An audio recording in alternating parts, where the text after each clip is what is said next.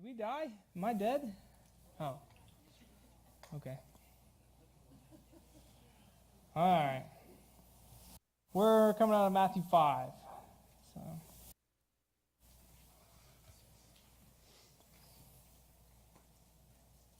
now that I got that off my chest, let's move on to Matthew 5.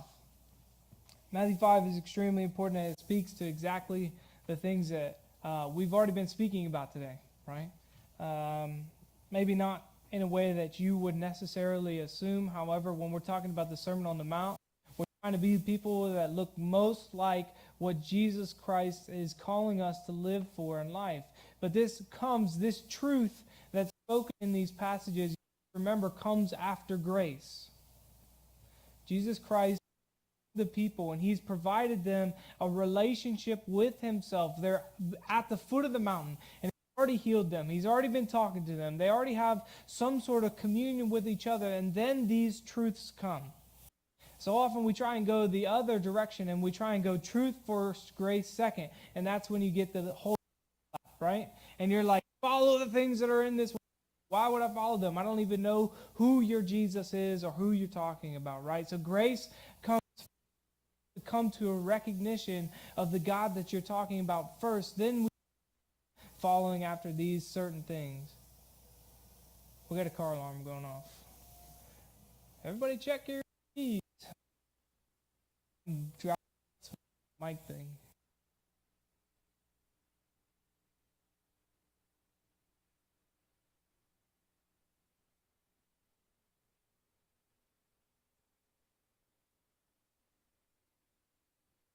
Hello?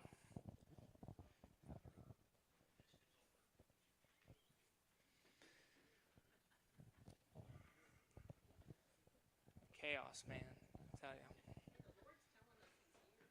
you. Yeah, that's right. Yeah.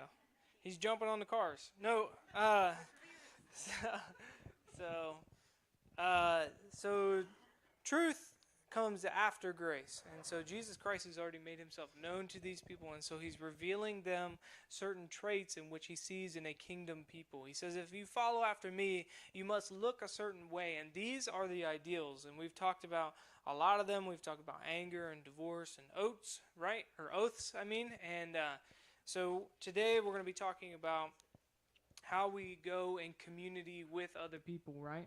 What we're dealing, or how we're dealing with other people. And that starts in verse 38 of chapter 5. And I'll go ahead and read it for us. It says, you have heard that it was said, an eye for an eye and a tooth for a tooth. But I say to you, do not resist the one who is evil. But if anyone slaps you on the right cheek, turn to him the other also. And if anyone would sue you and take your tunic, let him have your cloak as well. If anyone forces you to go 1 mile, go with him 2 miles. Give to the one who begs from you, and do not refuse the one who would borrow from you. Let's just stop there for the moment. We'll talk about it. My Bible has the subtitle for that as retaliation, and I think that's somewhat fitting, right? And when I think about retaliation in our world, retaliation is one in which it's really easy to fall into. Think about it. When somebody is accusing you of something, like, I don't know, your wife is saying, you never changed the kid's diaper, right? Or something like that. When you are being accused of something, what's your initial response? Yes, I do. Absolutely. You want me to show them to you? What is it? Anger. That's right. Yeah, it like boils up inside of you. Like, how could you call me out on the things I'm not doing, right? Anger, frustration. Your face gets red. Your fist gets tight, right? You're like, oh, I'm going to break something, you know? Hopefully not. But not over that anyways. And what else? Sometimes you run away, right? Sometimes you just like, I got to get out of the house. This is ridiculous. Resentment, yeah. When you let that boil over and you don't handle it in the moment, you're just like, man, they always do that, you know? I'm so tired of it. Resentment. You're like, well, you don't do it either. So he just sits there with a stinky diaper all the time. All right? Come on. Yeah. It's just defensiveness. You get defensive, right? And we all have this fight or flight. So either we fight back with our words. Sometimes if somebody's like physically aggressive, sometimes we get physically aggressive back because you all get in street fights all the time. I know you guys. And, sometimes it's flight. So sometimes you're like, I'm out of here. I'm not going to deal with this. Or you run away from your problems or whatever. So retaliation, you're dealing with confrontation against yourself, right? You're dealing with other people being broken as well, right? You have a broken relationship with other people. You're broken yourself. They're broken people. And so you get these really famous words from Jesus. You've heard it said, an eye for an eye and a tooth for a tooth. But I say to you, do not resist the one who is evil. But if anyone slaps you on the right cheek, turn to him the other also. And if anyone would sue you and take your tunic, let him have your cloak as well. And if anyone forces you to go 1 mile, go with him 2 miles. Give to the one who begs from you. Do not refuse the one who would borrow from you. What characters in the Bible can we think about that go with the way that Jesus is talking? And not the way that we traditionally would respond. Because we traditionally respond with anger. We say eye for an eye, you know. You accuse me of something, I accuse you. You come and physically, brush up against me, I'm going to brush back, right? Shadrach, Meshach, and Abednego, yeah. Yeah, the king comes to them and he says, you're going to have to serve me. And they say, we're only going to serve our God. He says, well, we're going to throw you into this thing that's called a fiery furnace. And it's so hot that when people even come near to it, the soldiers, who are these big tough guys, come near to the fiery furnace, they pass over dead, right?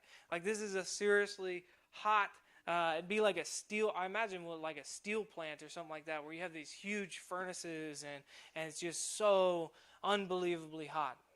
And he's like, we're going to throw you in there. And he says, well, our God's going to protect us. And even if he doesn't, he's still God. And they don't say, well, my God can throw down lightning. Watch this, right? Like they're not sons of thunder here and calling on God to respond on their behalf. And in fact, they don't call the other Israelites in the land to lead a revolt. They don't do any of those things. And then instead, they just put it in the hands of God and say, God will handle this situation. Let be done to us what it is that you'd have to do, because God will take care of us. I think about the disciples, right? The disciples, after Jesus had left, they start to do miracles in the name of Jesus, and they go around and they start healing people, and they talk about Jesus as if he is the Messiah, and they say that Jesus did not just die on the cross, but instead that tomb was empty, not because there were grave robbers, but because truly he rose from the dead. That is the Jesus who we now serve, and the Jews at the time were very appalled by this, right? The Jews were very upset because Jesus truly was gone from the grave. Even they recognized that he was gone from the grave, and they didn't know what to do with the situation. But these disciples were saying that he had risen, that he was still alive. And like, we have to squash this while we can. And so they were going around, but they were doing miraculous things, and they had healed people, and they were speaking of this gospel. And so they bring them into the courts, and they say, you guys got to cut that out. And they're like, we can't. We've experienced this thing that how are you supposed to stay silent about? And they're like, then we're going to beat it out of you. And they beat the disciples mercilessly. And when the disciples left, they left dancing and singing all the more, because they were joyful to take a beating for Christ. Crazy, right? Totally crazy. Maybe they were crazy. I don't know. You decide. But where do they get that from? Where do they get that sense of confidence and that sense of joy? They get it from Jesus Christ.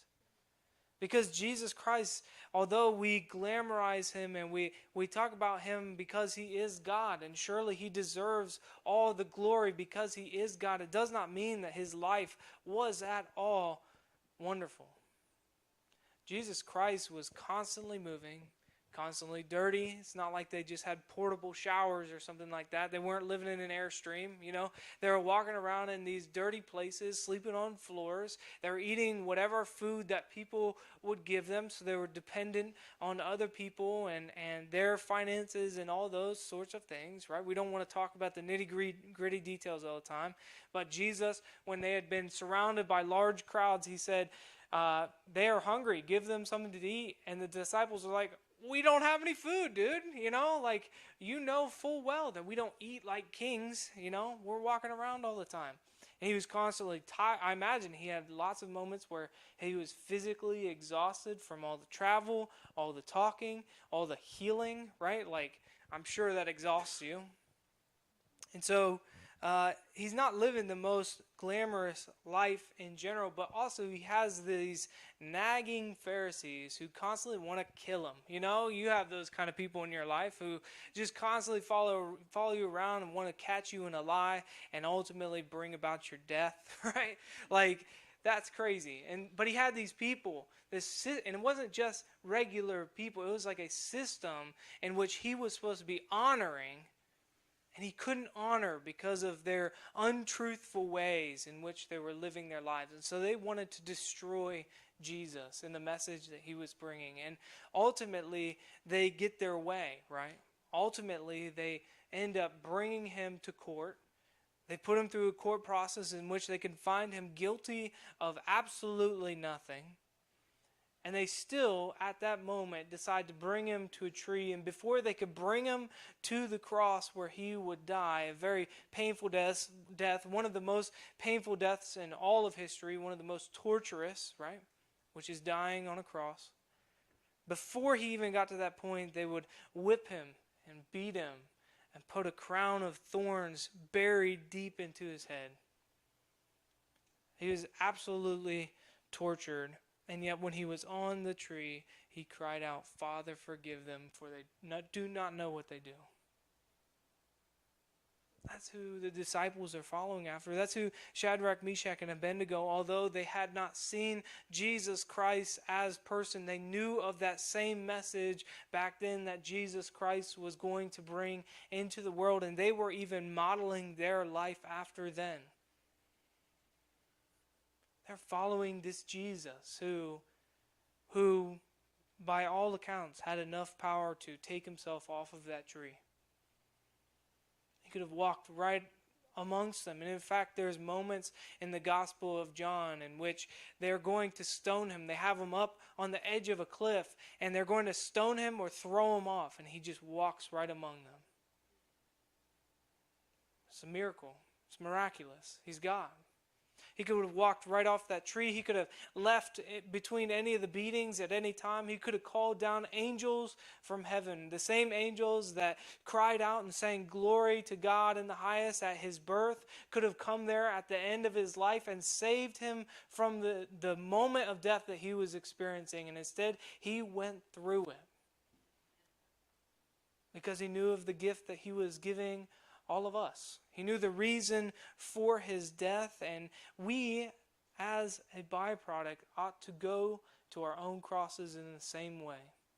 To pick up our cross daily and say, because of what Jesus Christ has done for me, I'm willing to do the same. Because I can never amount to the same sacrifice in which he has done for me. Because it wasn't just death that he experienced, but he experienced the death for all of us. Taking all the sins of the world upon himself, which is much greater and much more hellish than an experience of death than we could ever experience. Because of him, we don't ever have to experience something like hell. Instead, we're granted grace in his favor that we might experience heaven because of him. So when we talk about our models of retaliation and why we ought not be a people that say eye for an eye, tooth for a tooth, is because we're looking at Jesus Christ. And we're looking at the life in which he led and the way in which he faced difficulty and violence and challenges. He responded with grace. For those who would persecute him, he offered forgiveness. Can we say the same about ourselves? And in fact, what's so shameful is we're actually able often to forgive the foreigner a lot faster than it is we're able to forgive the people who are closest to us, right? The truth of the matter is that we're not very good at this whole forgiveness thing. But when we speak about things like retaliation, when someone's slapping us on the right cheek, do we ever offer the left? That is the Jesus way, right? That is the ideal. When we say that we're following after Jesus, we ought to be a people that seek forgiveness first. Seek better of even those who are against us first. And that's difficult. That's difficult. And that's not to say that you ignore it, because Jesus absolutely did not ignore those who were persecuting him. The Pharisees, when they came to be around him, he called them a brood of vipers, right? It's not like he recognized them and said, oh, no, you guys are just great in the things that you're doing. And then he turned around and he's like shaking his head, right? He didn't approve of the things that they're doing, but he did offer grace, right? Because they're not going to understand truth unless you're offering forgiveness first. Unless you're extending an open palm to the people who are persecuting you first, they're not going to listen to you. They're not going to change in their ways. And so you need to offer forgiveness first. We ought to be a people that love radically. And if they are asking of you for your tunic, give them your cloak. That's everything that a person at that time would own. All the clothes that they would own, they're stripping themselves of everything. And that's what Jesus Christ is calling us to, is that when people in our lives are asking of us such great measures, it's just saying you can have anything that you need that you might be able to see the face of Christ, right? The reason that they're giving so much, the reason your generosity is so much for those who persecute you and who are evil and who hate you, the reason that you are so generous to them is so that they might see Christ in you. And when someone asks you to go a mile, you go 2 with them, because you're saying to them, the Christ that is in me, the Spirit that inspires me, is greater than any spirit in you that is leading you to persecute me. My Christ is greater than the things that are controlling your life. I've become victorious over you, even though you think that the battle is still being waged. You are no challenge to me, because I have Jesus Christ in me. The second passage that we're going to talk about today is on my next page. On verse 43, it says, "You have heard that it was said, you shall love your neighbor and hate your enemy. But I say to you, love your enemies and pray for those who persecute you, so that you may be sons of your Father who is in heaven. For he makes the sun rise on the evil and on the good, and sends rain on the just and on the unjust. For if you love those who love you, what reward do you have? Do not even the tax collectors do the same? And if you greet only your brothers, what more are you doing than others? Do not even the Gentiles do the same? You there must be perfect, as your heavenly Father is perfect." Should be about easy for us to be perfect, but for most people it's not so easy to be perfect, right? So not so worried about us in here, but this idea of being perfect is pretty crazy. If you love those who love you, what reward do you have? Because it's easy to come to church among these people and say, these people are great. These are the people that I'm going to greet every time I'm at the grocery store. It's the people I'm going to smile at, make jokes with. But then you come to those who don't necessarily like you, or you don't necessarily like them. You're going to ignore them, right? You're going to be like that in the grocery store, where you're acquaintances, but also you're not very fond of each other. And you kind of do this move. They're over there in that aisle, and you go, like that, right? Like you dip really fast because you're like, either you're antisocial or you just don't care for them that much, Yeah, that's right.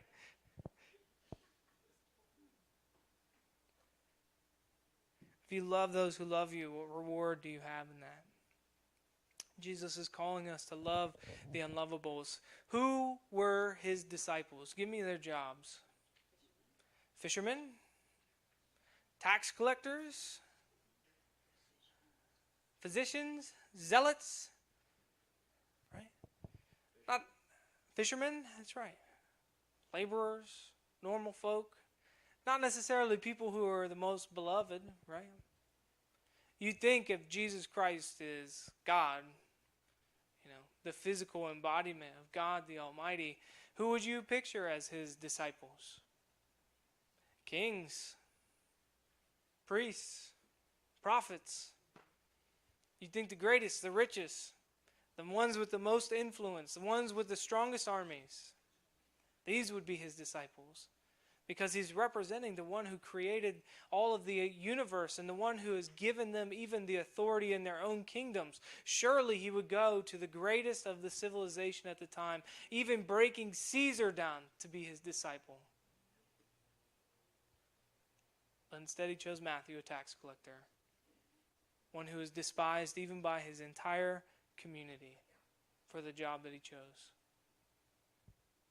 He chose zealots, people who are willing to go out and murder for a cause that ultimately Jesus wouldn't stand for. He chose these type of people. And who did he hang out with? The prostitutes, the lepers, women from other nations, women who didn't keep their hair up. Oh, there. Right? He hung out with the lowest, the worst, the despised, the rejected. He was around these types of people and called them to himself, called them to his own, not because they were desirable, but because they were his. They were his. His people, the people he came to live and die and live once again for. It's easy to love those who should love you. It's hard to love those who are the despised, unlovables in your life. It's a challenge to all of us that we ought to be a people that love a whole lot more, because it's promised to us that the people will know Jesus Christ because of our love. If we are not a people of love, if we're not a people who go about those who are persecuting us and do not retaliate in ways that they expect, but instead offering forgiveness in an open palm, it makes them rethink the things that they're doing, because they're seeing something in you that they wouldn't experience anywhere else in the world. And it's because you experienced Jesus Christ. And because your experience with Jesus Christ, they're able to experience Jesus Christ, because the love that you show even your persecutors. This is the love of Jesus Christ. And so there's so much that I could get into, but I already kept us really long on our intro. But this is what I want to kind of close with, okay? It's this whole idea of intentions. Intentions. Because we could sit here and I could get a whiteboard. I thought about it. Getting a whiteboard for today and just having a talk with you guys and just saying, where are the broken needs in our community, right? We could list them out. There's so many things that are hurting our community. Even here in Urbana, that's so small and like, kind of a microcosm in the grander scheme of things. There's so many things going on in education and the government and all this. And I feel like sometimes here in Urbana, we're in a bubble for a lot of it, right? That Urbana is still Urbana.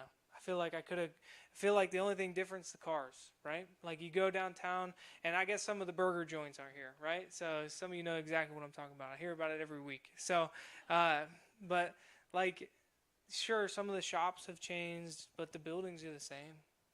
Sure, the cars have changed, but everybody still hates the roundabout, This town, like, it's pretty, it's remarkable, It's remarkable, the friendliness, the neighborliness. But even in our community, there's kids, they're still hungry. There's kids that still are not reaching their educational potentials that they ought to be accomplishing. There's still people who are not making enough money to really get by. There's still entire families that are struggling with medical bills as they suffer in silence. There's still families that are being separated because there's a big drug problem that we don't like to talk about, and there's parents being sent to prison because of their addictions. There's still problems here that are not being addressed by anyone, let alone the church. And so we could go through and we could list all those things on the whiteboard, and that's really cool to talk about those things. And I could give this great sermon about, like, we got to love these people and let's go out there and do stuff. But all of that is great until we actually go out there and we realize that we did not set an intention to do anything. We set the intention to talk about it. We set the intention to, get it on the forefront of our minds, and maybe we think about it. Maybe, we even bring it to prayer. Wow. But we don't actually set the intention to make fundamental change in our community.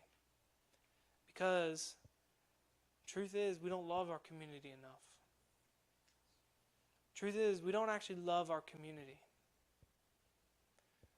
We think it's cool, and there's certain places here that we really enjoy, right? I really like the new arepas downtown, you know what I mean? Like the new Venezuelan restaurant, if you guys have tried it. No? All right, you guys don't know what I'm talking about. Well, it's good, so I recommend it. But it's good food. Or you like the Depot, or you like some of the teachers at the school, right? I would hope so. We have some here. So you better say yes to that. So there's some things we like. But do we really love the way Jesus Christ loves us? The way that we ought to love our community, right?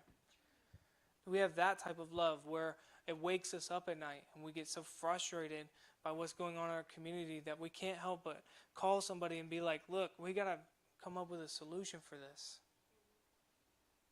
This is a problem and it's driving me nuts. Not because it even impacts my life, but because it impacts the kingdom that God's trying to bring forward, and I'm not doing anything about it. Do we have that type of love in us in which we set an intention that day that says, I'm not going to eat or drink or sleep until I've prayed for this for hours? Because Jesus Christ is the only one who can move in this situation enough to make the tangible change. To fast and pray.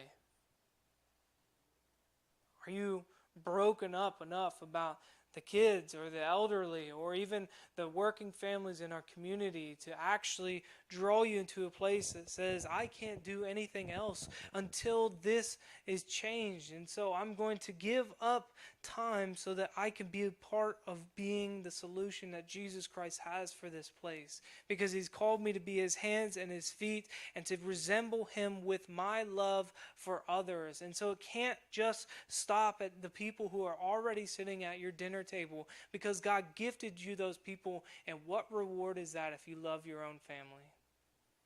That's obvious. Of course you love your own family. Of course you love the people here. Of course. God gifted you these people so that you could build a community with each other, and you're not lonely, and you're able to find escapes from the brokenness that you're already experiencing because of the experience of community here. And the Jesus Christ that you're able to experience through other people. Of course you love people here. But what about the 80% of people that aren't in churches? What about the 99% of people that aren't in this church? What about the 99.99% that aren't at your house? These people that you're called to love. In a radical way that says, I would even give up my life for them. People that I do not know. People that are far from me. People that persecute me. That's the Jesus Christ who we serve, who was willing to go to the cross for people that despised and rejected Him. The people who are supposed to love Him the most left Him. And He was willing to die for them. Are we not supposed to be doing the same? And so if our intention as we leave this place is not to actually bring about that same love that Jesus Christ gave us, then what was the intention? Was it just to make you feel better? I hope that you feel better. I hope when you leave this place you feel better. I hope you feel lifted up. I hope you feel lighter. I hope you feel rested. I hope you feel joyful. I hope you feel all of those things. But what was the intention? Is it really self-gratification? After everything Jesus Christ has said in the New Testament and everything that was built up in the Old Testament is really what you get out of this self-gratification? Or is it justice? Is it mercy? Is it grace? Is it love? See, what the intention here in this place is to experience the face of God. And who is God? He's love. He's holy. He's just. He's merciful. He's all-powerful. This is the God that we're calling on. This is the God that we hope to experience. And when we experience Him, we can't look at His character and say, wow, that's really cool that you're that way, but I have these things about myself that I really like. I'm really good at making pancakes, and I'm really good at making jokes with my wife, and we really like to hike. And if it impedes on any of those things, God, you can keep those characteristics. Is that what we want? Is that the intention? When Solomon built that temple, it was for the entire world. Who knows, even the Queen of Sheba, to come to that temple and not say how great Solomon is, to not say how great Israel is, to not say, look how rich your lands are, look how fertile your fields are, not to say any of those things, but instead to come into that place and say, blessed be the Lord of Israel. People aren't going to say that about us if we don't carry that same sort of love, that same sort of justice, the same attitude towards reconciliation. We're not going to get a world to be inspired by us if we look just like the world, except we say that we follow Jesus. In fact, people should be able to come to the knowing salvific work of Christ without you saying His name once. Because His name's written on your forehead. His law has been etched in stone on your heart. And you live it out with every step of your being. This is the Jesus Christ who we serve. And when Jesus Christ is Lord of our life, the world is on notice. And they say, those are the people. Those are the people. That is the place. That's a place that my grandmother told me about, but I never believed. That's the place. Those are the people that I've heard about online, and they keep posting these crazy things, and I don't understand who they are, but look at them there. That's who they are. And look at the impact that they make on our community and our world, because they act not out of themselves, but out of the love of Jesus Christ. Amen? That's who I want us to be. The intention today was this, that we might be a people who are chasing after God's heart, not for our own sake, but because we're after His glory. I want to build a house of the Lord. It doesn't mean I want to remodel the church. I could care less what the pews look like. I care what you look like. You are the house of the Lord. A mobile church that goes out of this place, that's going to be going maybe to the pull-ins calling hours. What does the church look like at a calling hours? Right? These are the thoughts that you ought to have. What does a Christian look like at a calling hours? You're going to the fair. What does a Christian look like at the fair?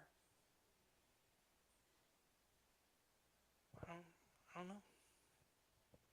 But these are the thoughts that you ought to have, and allow Christ to move inside of you in such a way that when people experience you at any venue that you're in, they say, those are the people. That is the place. Unmistakable because of Jesus Christ. All right, if you pray with me. Lord, I thank you so much for your word. I thank you that it's true. And I just ask that you wash it over us. Allow it to cover every broken part of our body. Don't allow us to leave this place feeling that we are broken down or left out, but instead know that we are chosen by you, accepted by you, asked to be a part of your kingdom work. And Lord, I just ask that you build us up in such a way that we are so confident in what you're doing in us, that we're able to act in ways maybe we hadn't before. That way our friends, our family, and even those who are our enemies might look at us and say, we are the people we're moving forward in Jesus Christ's name to make a radical change in our community and our world, not for our own sake, but for your glory. And so, Lord, I just ask that you work that over us this morning as we close our time together. I pray this in your Son's name. Amen.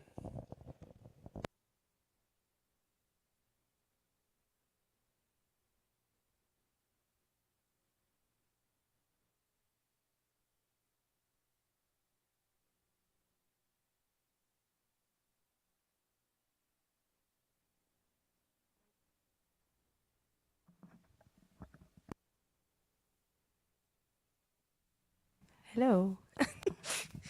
Pastor, I hope this is okay, but I just felt led if there might be some out there that need hands-on prayer today. So if there's anybody that needs hands-on prayers, we're singing the last song. If we could, they want to come forward and we can lay hands on them.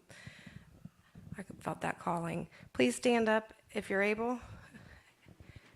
And let's pray to the Lord as we gather together. Gather together to ask the Lord's blessing.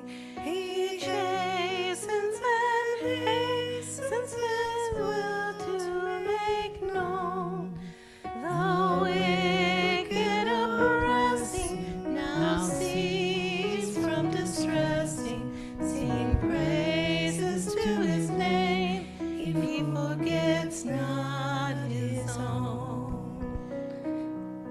Beside us to guide us, our God with us joining, ordaining, maintaining his kingdom divine. So from the beginning, the fight we were winning, the Lord was at our side, all glory be thine. We know to exalt thee, the leader triumphant, and pray that thou still on defender wilt be. Let thy congregation escape tribulation, thy name be ever praised, O Lord, make us free. We gather together to ask the Lord's blessing. He chastens and hastens his will to make known the wicked oppressing. Now cease from distressing. Sing praises to his name. He forgets not his own. Wicked oppressing, now cease from distressing.